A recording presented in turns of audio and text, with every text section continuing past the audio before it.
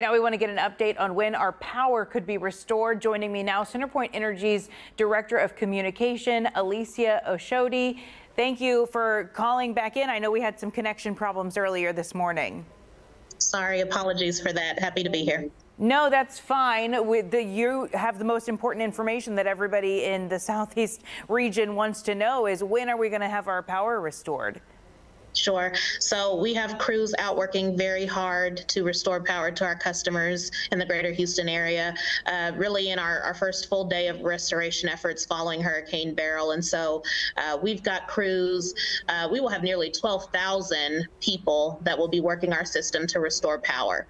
Right now, we're really in that damage assessment period. So that's going to continue for likely another 24 hours. But in the meantime, we're making some steady progress on restoration.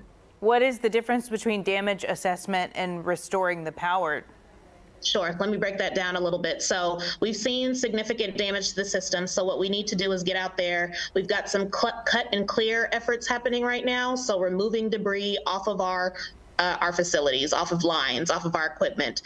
We have then inspectors that are coming in and really giving a visual representation of the damage there so that we can appropriately bring the right crews and equipment out to then make the repairs. So there's a lot of damage assessment that needs to be completed. We've been doing that since yesterday once the storm cleared and going to continue those efforts into tomorrow. But I said, restoration is happening. It'll continue to ramp up as we can complete that damage assessment. Okay, good. And I know that, we talked to the city of Houston earlier and they were saying that, yeah, there are crews also coming from across the state and across the nation, which it seems like what we need right now, right? I mean, we're seeing video of linemen heading out, and I know that you said we've got close to 12,000 crews, but it feels like it can't come fast enough when we see the heat index of 105.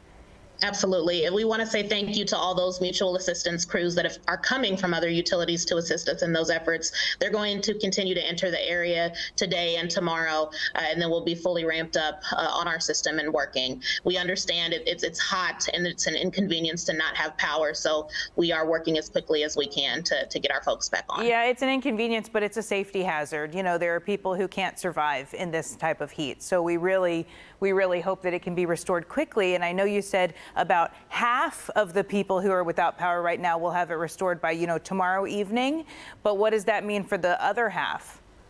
Correct. So by end of day tomorrow, based on the assessment we've completed up to this point in restoration progress, we'll have 1 million customers that have been impacted back on. But as you said, that still leaves virtually half of the customers, another 1 million customers. We'll continue to work, and we'll have some more detailed information, again, as we can complete the damage assessment portion to establish some timelines for folks. But we do know that some of our hardest hit areas, we should expect that folks will be without power for several days. So some of the hardest hit areas, when you look at the outage map, it looks like central Houston, really inside the loop, was pretty hard hit. Does that mean that that's who we're talking to, that you guys might be without power for several days?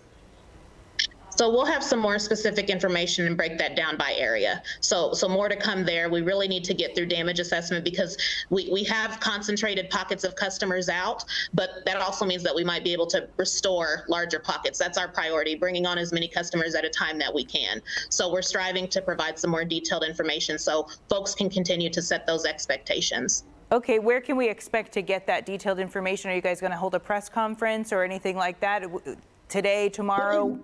We'll continue to send out proactive communications through our various channels. So we will continue to talk to our media partners and make sure that you all have that information and can get it in the hands of those who need to hear it. We'll continue to update via our Power Alert service. We'll also utilize our social media channels to get that messaging out as well. So more information to come, and we just appreciate our customers' patience. We know it's difficult, and as you mentioned, a critical service that folks need. So we are continuing to work as quickly as we can. It really is. And we want to let you do your job because we want our power back on. So we don't want to be bothering you. That's why I was just wondering if there's a specific time we can expect to get answers so that we aren't bothering you and interrupting the important work that you're doing. It's not bothering at all. That's what my team is here for. So we will make sure to proactively provide it and by those channels, and also direct contact with our media partners. So we will be in direct contact with you all as we have additional information to share. And while you're doing your damage assessment, I'm assuming that means that you're looking at a lot of downed trees on power lines. That's probably going to impact when you can restore power in those areas. Is there anything that we can do around our homes to make your job easier?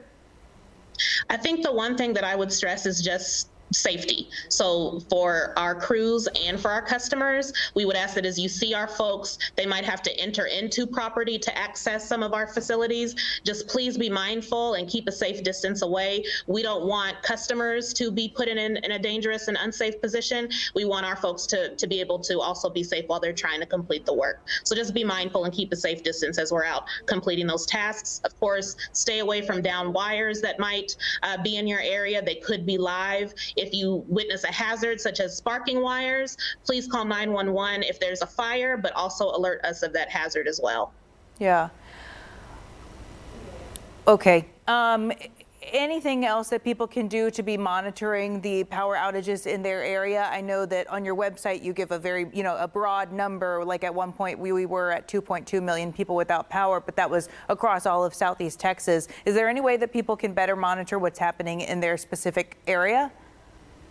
We'll continue to utilize Power Alert service. So as a crew is assigned to a customer's outage and they're enrolled in Power Alert service, they will receive some updates in that regard. We know that our outage map is not currently functioning, and that's a critical tool. So we're trying to supply that information in other channels while that tool is not functioning.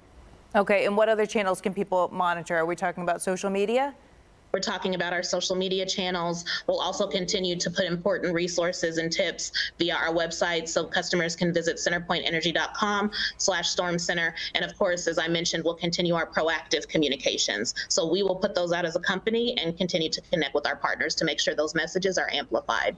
Okay. Is there anything else that we still need? Are you needing more crews to come from out of state or anything like that? We're confident and again thankful that we have the amount of resources aiding us in these efforts that we do. And so I think I would again just reiterate that we are working as quickly as we can, and we know that folks are waiting on us to complete the important work that we need to. So we will continue to do that. All right, Alyssia, thank you so much for your time this morning. We appreciate you providing us with those answers. As I said, I know that you guys are hard at work right now. Thank you so much. And President Biden has said that he has reached out to Mayor John Whitmire about sending resources in the aftermath of Hurricane Beryl. Here's a look at President Biden's post on social media, the site X. The president says resources will be provided, adding, quote, "The U.S. Coast Guard and FEMA stand ready to support local response efforts." As of right now, there's no word on if or when FEMA resources will be available.